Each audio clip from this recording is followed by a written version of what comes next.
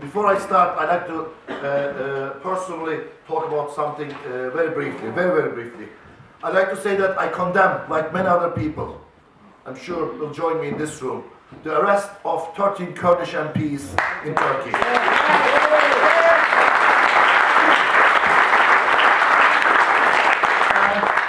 And as I stood, like many other people in the country, in Turkey and in Europe, against the horrible military coup of the 15th of July by the Turkish military and the gangs in it, I also today stand with the Kurdish people of Turkey and their political representatives, and I call for the immediate release of all Kurdish political prisoners.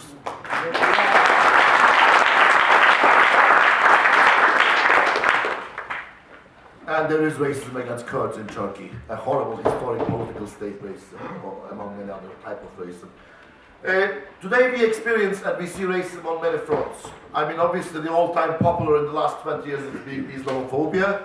Then, of course, in the last 5 years or so, the anti-refugee and the ongoing anti-migrant racism, especially in Ireland, in terms of travellers, and I'm sure Eileen will speak about it, the state racism, the institutional racism against travellers in this country, racism in the media, racism in state agencies, racism in political circles, and so on. So these are the type of forms of racism we see today in the 21st century, and we have to deal with. When it comes to racism, some say it's because some privileged white people are racists, and that's the cause of it. Some say racism happens because there are far too many refugees, or far too many migrant workers, or far too many Muslims in countries where they shouldn't be. Some say people like me and people like others in this room, the migrant workers of European countries or elsewhere, are workers who reduce the wages and terms and conditions of the local workers, and that's why there is racism. Some go beyond that and say racism is a problem because of lack of education. People are not educated enough, therefore there is racism. Actually, some go beyond that and they say racism is an illness of the poor and the masses. The poor masses, or the working class people, or the backward people of society. And just some say, to summarize all these things up, that racism is an illness of the society, or illness of sick minds, sick individuals. I think many of these suggestions, however they may seem true on the surface, and they may make sense on the surface, fail to see the historic development of racism, and I think they fail to make the link of racism to the society, to the system in this country and around the world we live in. The system of capitalism, the system of neoliberalism, the system of oppression, the system of inequality, etc. They also set a very dangerous path ahead of us. If we take these as what they actually implicitly suggest. Far too many refugees come to this country, therefore there is racism. Hence, to eliminate racism, we get rid of refugees. See the problem here? Far too many migrant workers come to this country, they reduce the wages, hence we get rid of migrant workers. Have you ever seen a boss, a company boss, a CEO, that out of his goodwill and voluntarily said, I don't believe my workers are earning enough, therefore I'm going to give them a pay rise. So you see the problem here? Or lack of education implies that people who don't have access to education, implies people who may be living in underprivileged areas, may be therefore implicitly the cause of racism. But how can you explain Theresa May? Or how can you explain Trump and his billions? Surely he has access to all sorts of things. He has access to educators. How can you explain EU bureaucrats? How can you explain David Cameron? Or how can you explain some of the Fine Gael TDs who actually in the election leaflets and anti-traveller leaflets? How can you explain all of that? So there's a dangerous suggestion here. And that the poor are racist also implies the not poor, the rich, the elite, the top 1% of this country, of this society and societies elsewhere, are the good ones actually. Only if they could educate the poor. Only if the poor wouldn't exist. That's the dangerous suggestion there. As if the people, the ordinary people, who day in, day out, go about their lives, go about their feeding their families, are the root cause of a problem that is actually a problem created by the rich and the elite. I mean, obviously, racism has a direct link. When you look at the last 20 years, it has a direct link with war, doesn't it? War on terror, Islamophobia. It has a direct link with imperialist interventions and destruction of countries. War in Iraq, Afghanistan, Syria, and the refugees, and the anti-refugee sentiments and anti-refugee mobilizations in Europe. And then there is economic crisis. When the mayor in Nice, Darren Scully, said, "I will not serve or represent black African people because they are too loud. They are not polite." He failed to say that he was at a meeting with white, black, migrant, non-migrant of people who were waiting for housing decisions, for social housing list. He failed to say that he has actually let those people down many, many times, and it was actually shouting much against him by locals and African migrants and everyone else. He failed to say that, but instead he said he will not serve the black Africans because I want to divert from the fact that I am not providing housing as I should be to the people. Climate change creates racism. In what sense?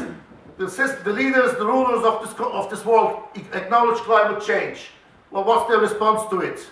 Not to stop it, not to make it go away, but to say we need to erect bigger, taller, harsher border controls and militarize our borders because climate change is going to make millions of people migrate from poorer countries to the richer countries.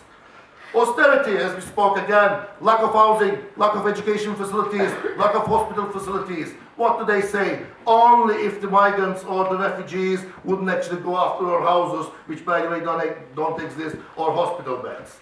And the wealthy, of course. They don't want to share their wealth. When there's a traveler's halting site to be built somewhere where there are wealthy people, what happens? They block the passage of the site so that their beautiful neighborhoods will not be sort of dirtied by travelers arriving somehow. That's their mind.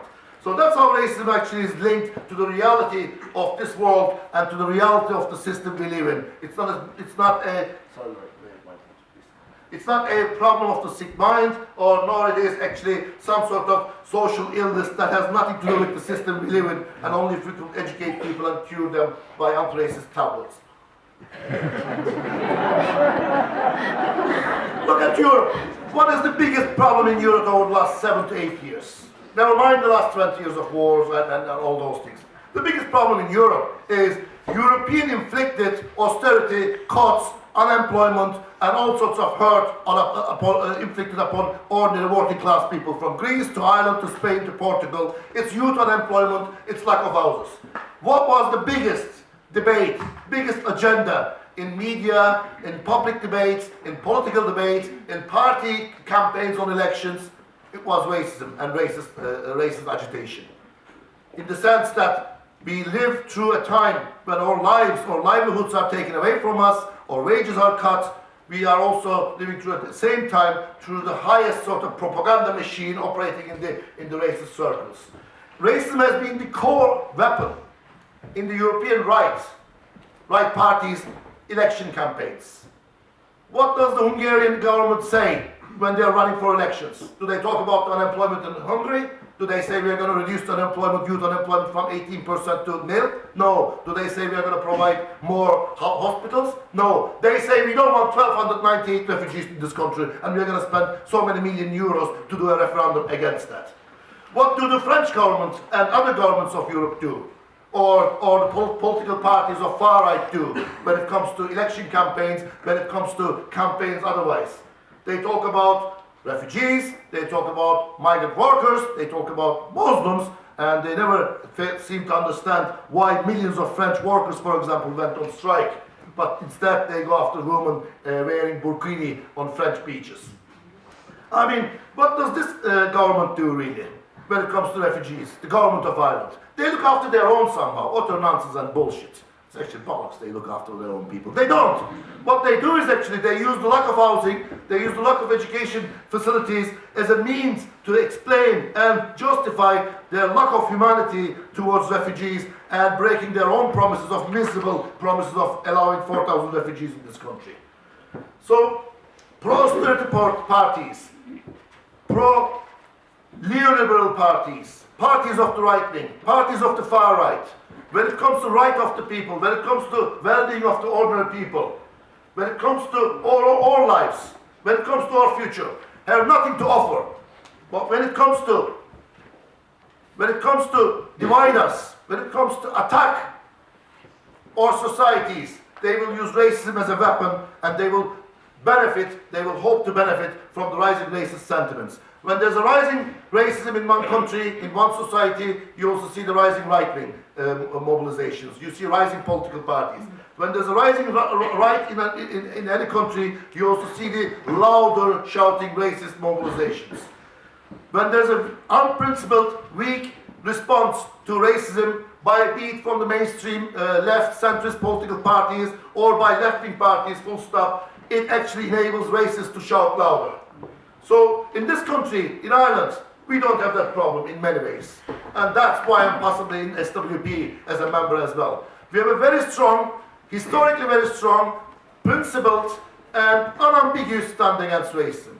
And that makes the fight in this country against institutional racism or any other form of racism quite strong and quite principled, and hence the sort of reason why there may be no far-right fascist mobilizations or political parties in this country. I think we should thank ourselves for that. I think we should thank the people who have been for decades fighting for left-wing ideas, for socialist ideas, and ideas that are actually in support of working class people, be they migrants or locals or whoever they might be.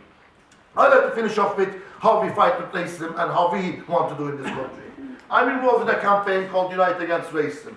And one of the biggest racist, institutional racist aspects of Ireland is the direct provision system. 4,500 asylum seekers who are kept in a prison-like places called direct provision centers. Their children are not allowed to go to third-level education. However clever, intelligent, and well-educated they might be, they are not allowed to go to third-level education. Even if they go to university, and only 2 were allowed last year, they are not allowed to work when they have a diploma in rocket science or in medicine.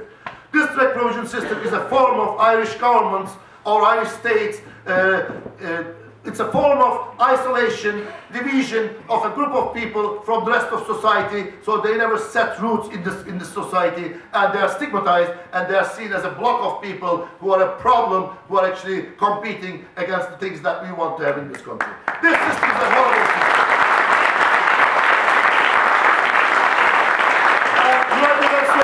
A campaign group of broad sort of range of people helping out is calling for this government to end this direct provision system. We fight for equality, from marriage equality to LGBT rights to abortion rights, and it is one aspect of an equal society where we cannot allow 1,600 children live in prison-like conditions. It's a horrendous system, and we are organizing a rally on the 12th of November, and we'll be marching in Dublin City, and a lot of asylum seekers from across the country from direct provision centers will be joining us on the day.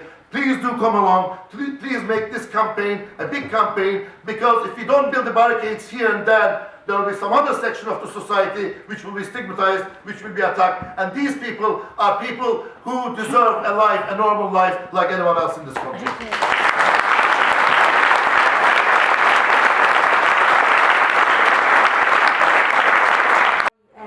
My name is Eileen Flynn.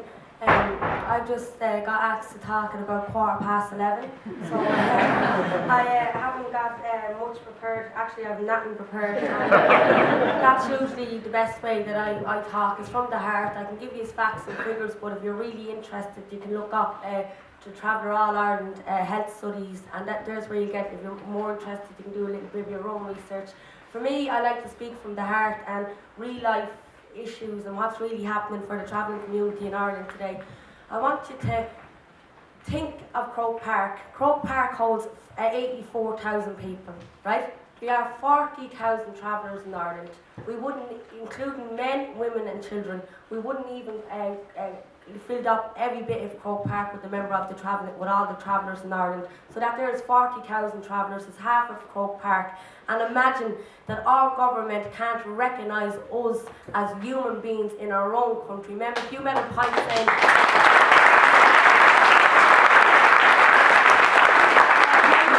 had a point there saying, look after our own. The travelling community was born in Ireland. It's not where you're born. We're all born on earth, and we all should belong on earth no matter what, but if we're looking at who our own is, travelling community was born in Ireland, has a history of the Irish history in Ireland, and we're not recognised. We don't get any special treatment off the Irish state. This very day last year I had a bit of hope in my heart of Aidan O'Riordan was recognising, he wasn't going to recognise him by himself, but the motion was put forward in the Dáil for travellers to be recognised as an ethnic minority group, and went back into the Dáil that evening hoping for everybody to vote and in the gallery, and it was such a sad day as a traveller woman to sit there, to look down that gallery, and for the likes of Tom Barry talking and saying that travellers are this and that, and how we're not allowed in the pubs, and how women are not allowed to drink, and women can't do A, B, C and D, and how controlled we are. We're only controlled because of the government. The government is the only people that has such a bad outlook within the travelling community. Now, I'm going to talk a little bit around solidarity, right? Solidarity is actually a very sexy word. A lot of community workers seem to use it a lot of socialists seem to use it a lot. Oh, I'm there in spirit, I'm there in solidarity. I don't really see much solidarity. When we have traveller protesters, we get a majority of the settled community that would be there, that's always there, which will be people before profit, the SWP, so well done to everybody there. But we don't have many, like, solidarity. We don't see many migrants coming out and supporting travellers. We don't see many travellers going out and supporting migrants. You know, we're all, we all suffer inequality, and an inequality from one community is the same in another community. We're all come from disadvantaged areas as well as ethnic minority groups, and I think the only way that we're going to change is what Breed said last night, is through education, is through politicising ourselves. Now, for me personally, I get a lot of time in college. You can either be a community worker or you can either be an activist, right? I'd like to be both, if that's okay. I'd like to be both an activist and a community worker, but it's such, like, you need to be very strategic, and you need to go around the roundabout a few times, and you might still not get anywhere. And what Sinead was saying last night, I believe that the only way we're going to bring about change for all communities that suffer inequalities, the refugees, migrants, black people, LGBT, for the repeal of the age, is getting out in the streets and shouting. Because I know for the travelling community, for the last 30 years since the first organisation was set up, and I won't be ashamed to say it, I haven't seen much change for our community. Things have gotten worse since Karen, mine's right after evictions and stuff. I haven't seen much change. So if something is not working over the last 30 years, how do we approach it differently? How can we work together to bring about change for not just one community of people, but for all community? And like, for me, living, like, I come from the oldest halting site in Ireland, which is Labrie Park, and we just got to go ahead for the redevelopment, and myself and Lorraine were talking about it last night, and such a great achievement. But I was just saying to Hazel coming in the taxi, I said, I won't believe it unless I see it.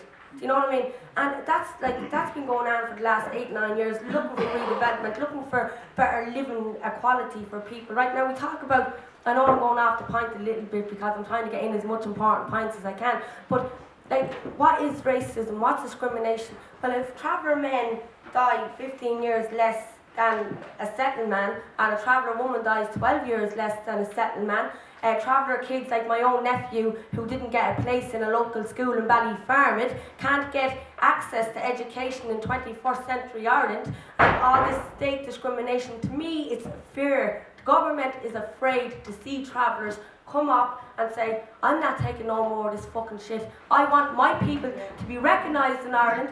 I want to see change, and the only way we're going to bring about change is that word solidarity. Is people like we traveller activists have this meeting now. It's only barely set up, and we're looking to politicise. I haven't been to one yet now myself, so I won't be a hypocrite. But we're looking at mobilising the travelling community and kind of saying, what can we do? Like, go out in the streets and shout. And people are afraid to do that, and you can understand why people are afraid to do that as well, because you're getting threatened by the council. Oh, if you do this, well, then we won't give you a house in another area, and it's always them constant threats, constant battles.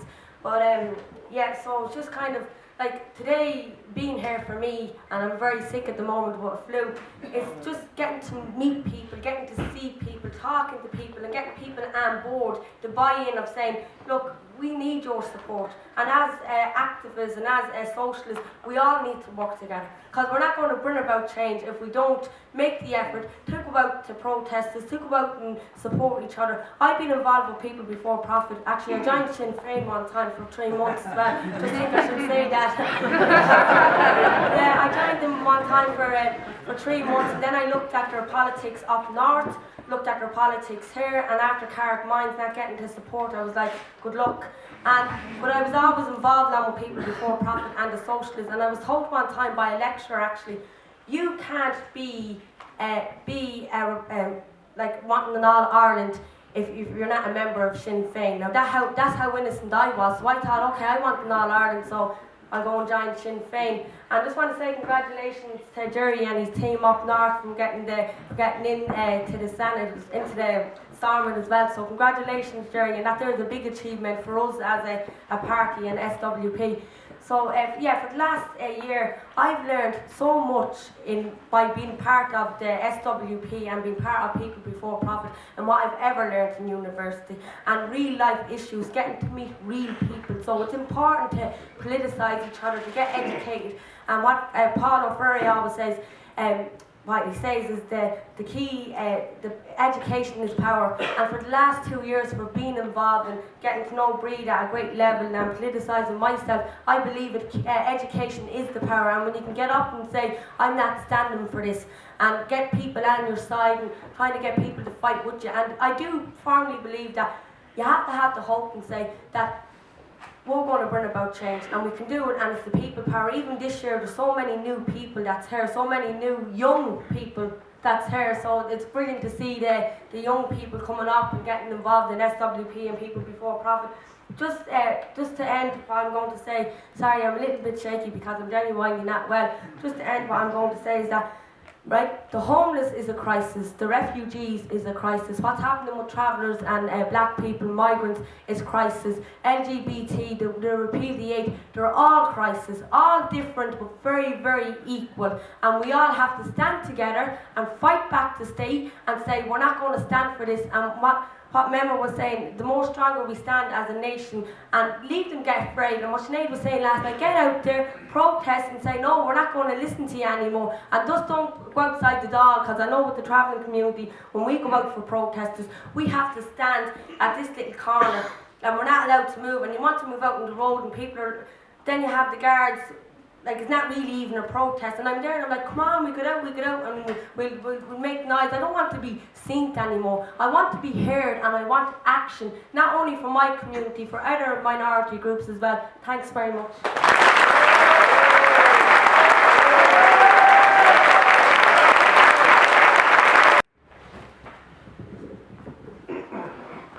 Good morning, good afternoon, comrades.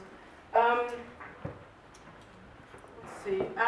So I think it's impossible to understand the rise of the Black Lives Matter movement in the United States without understanding the profound hope and expectations that young black people in particular had for Barack Obama in 2008 and again in 2012, the largest mobilization of the black youth vote in U.S. history. 63% of eligible black young voters gave Obama 92.5% of their support. And it wasn't just blind hope. There was an active effort by the Obama campaign to transform his campaign into something akin to a social movement in the United States. There are many slogans, one taken from the labor movement, yes we can, change doesn't come from Washington, change comes to Washington. In an attempt really to situate the campaign as an uprising, a movement from below to challenge the status quo. And so the inability and unwillingness to really deliver on even the most basic reforms. This was happening during the economic crisis of 2008. And the inability to deliver on the most basic reforms increased, particularly among young black people, the level of cynicism in politics and in government. And for some, it has opened up real questions about American society in general. And so, in that, I think that the problems that the US media has talked some about in terms of Hillary Clinton and what they describe as an enthusiasm gap, in terms of the strength of support for her, and whether or not people will actually come out and vote, particularly young black people, cannot be understood outside of the context of the extreme disappointment with the Obama campaign. And so this is the context within which we have to understand the emergence of really what should be understood as the most important social movement in the United States since the black insurgency of the 1960s and 70s. Then as now, the black movement has shaken American society to its absolute core and has placed the crisis of racist American policing into the heart of US politics. And the black movement always, when it goes into motion, shakes the core of the United States because it exposes the lie, the central lie that the US is built upon, that it's a country of unfettered opportunity where all you have to do is work hard to make your dreams come true. The history of black people in the United States defies that falsehood and exposes it to the rest of the country, and in this case with Black Lives Matter, as with the black movement of the 1960s, it exposes it to the world in general. And this is happening in the midst of one of the most contentious presidential elections in U.S. history. It has meant that the issues concerning African Americans in the United States has been placed at the center of that as well. And in doing so, it has heightened the the intense political polarization in American society right now. And part of that has meant that the Democratic Party, led by Hillary Clinton, has been forced to sympathize with the movement publicly, which again is something that was unimaginable 20 years ago when it was the Clintons, at that point Bill Clinton, who was literally creating the conditions that would lead to Black Lives Matter, with the passage of draconian law and order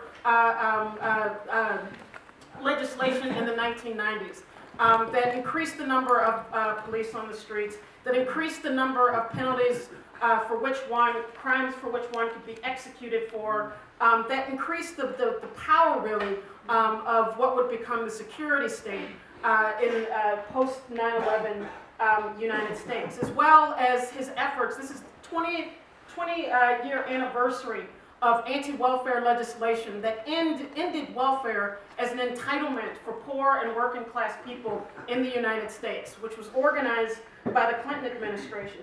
They have been forced to come full circle on that and publicly sympathize with the Black Lives Matter movement, Hillary Clinton being forced publicly to say Black Lives Matter. And that is a testament to the importance of black votes to the Democratic Party and the American political establishment. But it is also a testament to the movement itself and the tremendous influence that it has exerted on U.S. society. But sympathy for political gain is not what the movement is actually after. And it also rings quite hollow when, in the year and a half since Hillary Clinton uttered those words, the police have killed almost 1,500 more people in the United States. All of those people are not African American, but a disproportionate number of them are. And that continues to perpetuate a political crisis in the United States, which, again, when polls were taken of in the aftermath of Bernie Sanders and who exactly was voting for Sanders, 44% of black voters between the ages of 18 and 30 voted for Bernie Sanders in the primaries, compared to 32% for Hillary Clinton, which was somewhat surprising for people because in the American media, they actually referred to black voters as a firewall, as protection for Hillary Clinton against the Sanders insurgency. But for young black people in particular, this was not true. And the support for Sanders was not just, was similar to the support he garnered from other sections of the population. 95% of those young black voters considered police violence and racism their number one concern, but their number two concern, 70% of them said, was economic inequality in the United States. And that is what attracted them to the Sanders campaign, which I think is an important development. But as people have already said, that with the polarization and the rise of the left in the United States, which is evidenced most clearly by the social movements, but also by the Sanders campaign, you have the rise of the right as well. And there's no other way to describe Donald Trump's campaign, which is really, again, the U.S. media tries to make it out as a electoral expression from white working class people, which is actually untrue. The base of Donald Trump's campaign is in the middle class white people, but really the glue that has held that campaign together is racism. Not just against black people, although that has been central. He has cast his candidacy in complete opposition to Black Lives Matter. He says that he is the law and order candidate, that he will bring racist policing policies that have been discredited and ruled to be illegal. He will bring them back and make them national instead of just regional phenomena. He has received the endorsement of the Fraternal Order of Police, which is the police union in the United States. But the police union is a really thinly sort of veiled racist organization that defends police at every turn in their criminal activity. But last week, Donald Trump received the endorsement, the official endorsement of the Ku Klux Klan. And did not rebuke that and did not reject that. And so there is no question or doubt about the racial politics of Trump. And it's not just directed against black people. It's directed against immigrants. He's threatening to build a wall and make Mexico pay for it. He's also directed against Arabs and Muslims. And so this, I think, is has really emboldened the far right. But for an establishment right, for the Republican Party, it's thrown them into crisis in a country that is becoming less white and multiracial, but also a country that claims to be colorblind in its politics. Trump is an affront to that, but regardless of the appearances, whether it's the coded racism of the Republican Party, or whether it's the naked racism of the Republican Party, whether it's the equivocating neoliberal facade of the Democratic Party, all of them have united in the agenda of making working class people pay for the economic crises in the system. And that comes out in a multitude of ways. It comes out in low wages, it comes out in the attacks on the public sector, it comes out in the attacks on housing rights, it comes out in all of the efforts to increase any kind of quality for working class people. And just to end, I think that the implications of this have been muted, partly because Bernie Sanders endorsed Clinton instead of going in an opposite direction and creating an independent alternative. He collapsed his campaign into the Clinton campaign, which has muted the opposition. But I think that despite that, that neither of these candidates, whoever wins, and I think it will be Clinton, it would be very shocking if Trump won, whoever wins will get no honeymoon period in the aftermath of the election, and all of the contradictions that have given rise to Sanders and the social movements, Black Lives Matter, the movement against the pipeline, are not going anywhere, and in fact they will intensify because both parties have shown that they actually have no alternative to this crisis. And it also means that what happens to that sentiment means that the social movements will probably get bigger, but it also means that there, for the first time in a long time, is a significantly larger audience for socialist ideas. There was a recent poll a couple of weeks ago that 51% of young people 18 to 32 openly reject capitalism. They don't know exactly what to replace that with, but they say that they are anti-capitalist. And so that creates an opportunity not just for socialist ideas, but for organization to move the struggle forward against racism, but also what this racism is intended to shroud, which is a deep economic crisis in the U.S. for which the ruling class has no answers to. Thank you.